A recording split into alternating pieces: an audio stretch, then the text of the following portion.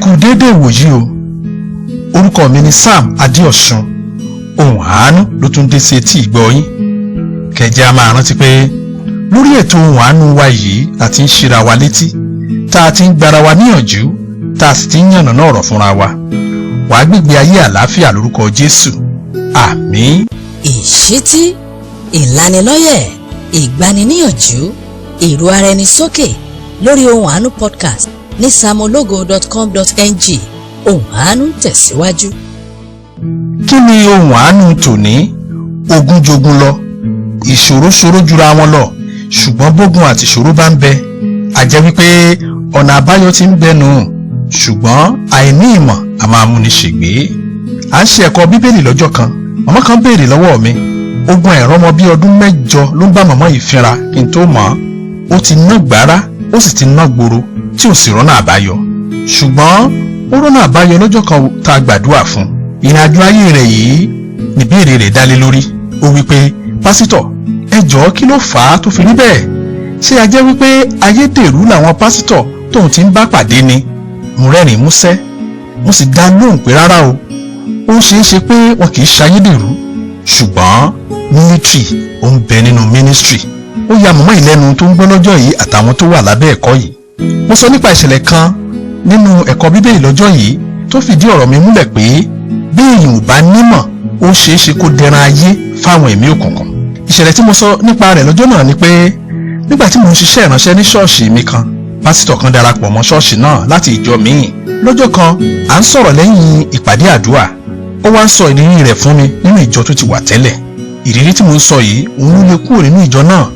Ẹ wò ó, pásítọ̀ kan tó ń jẹ́ pásítọ̀ Matthew ìṣẹ̀lẹ̀ náà ṣẹlẹ̀ sí. Jẹ́ kí n ṣàlàyé fún ọ lọ́nà tí ó gbà yé ọ. Lọ́jọ́ kan ni GO ìjọ tí ó ń sọ̀rọ̀ rẹ̀ fún mi, ó pe pásítọ̀ Matthew yìí, ó sì wí fún un pé òun fẹ́ gbé lọ sí abúlé tí wọ́n ti bí òun gan-an láti lọ darí ìjọ tó wà níbẹ̀. Ẹ wò ó, inú pásítọ̀ Matthew ó dùn púpọ̀ púpọ̀ nítorí pé lákọ̀ọ́kọ́ ìjọ tí wọ́n ń gbé lọ yìí ó tóbi púpọ̀ púpọ̀, àti pé ó tún jẹ́ ìlú gan-an tàbí GO wọn sí.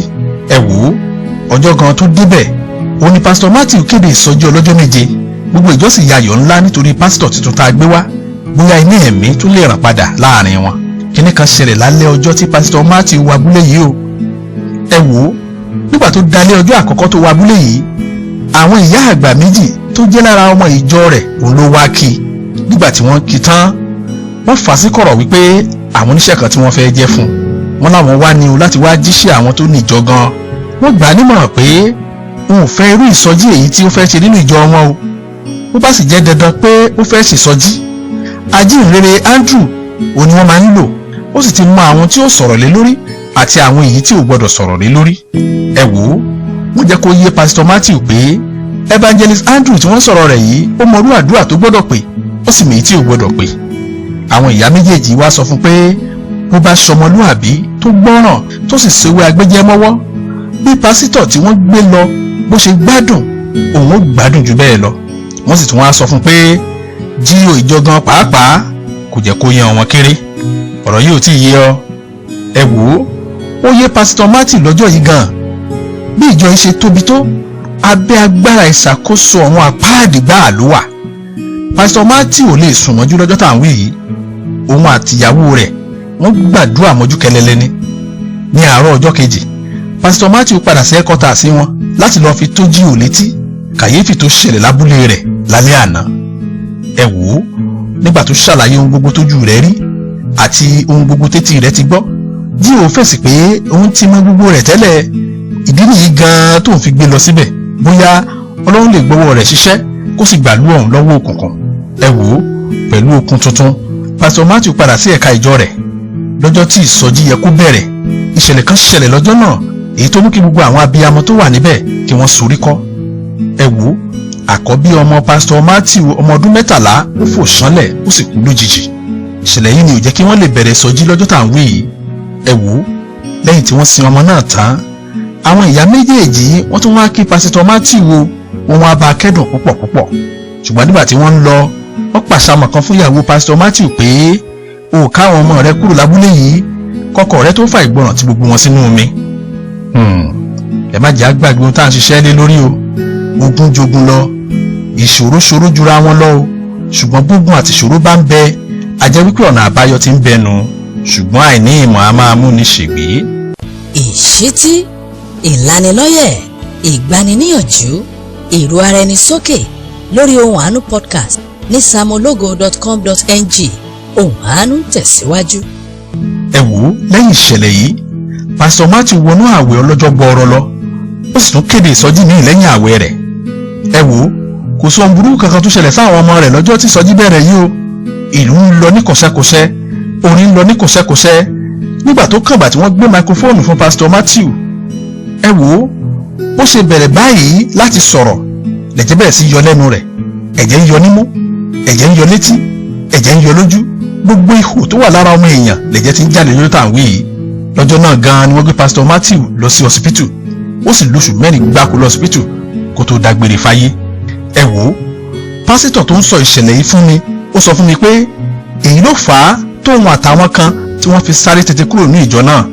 ìgbàgbọ́ wọn ni wípé G.O.E gan fúnra rẹ̀ abẹ́ ìṣàkóso agbára àwọn àpáàdì òun ló ti ń ṣọlá. pásítọ̀ tí mò ń sọ̀rọ̀ rẹ̀ yìí ó wá béèrè kan lọ́wọ́ mi lọ́jọ́ tá à ń wí yìí. ó ní ṣé kìí ṣe pé G.O.E gan fúnra rẹ̀ tó rán pásítọ̀ yìí níṣẹ́ dítòrítòrí yìí ṣé kìí ṣe pé ọwọ́ òun gan fúnra rẹ̀ ò mọ́. ìdí tó fi sọ bẹ́ẹ̀ ni pé òun fúnra rẹ̀ mọrú iṣẹ́ dítòrítòrú tó rán ọmọ ọlọ́mọ. mo fèsì pé n ò fi gbogbo ara fara mọ́ ọ̀rọ̀ tó sọ yìí bó tilẹ̀ jẹ́ pé òótọ́ díẹ̀ ń bẹ nínú ọ̀rọ̀ rẹ̀. ṣùgbọ́n ohun tó fa sábàbí ni pé àìní ìmọ̀ ló ṣekú pa pásítọ̀ Matthew nítorí pé ministry ń bẹ nínú ministry.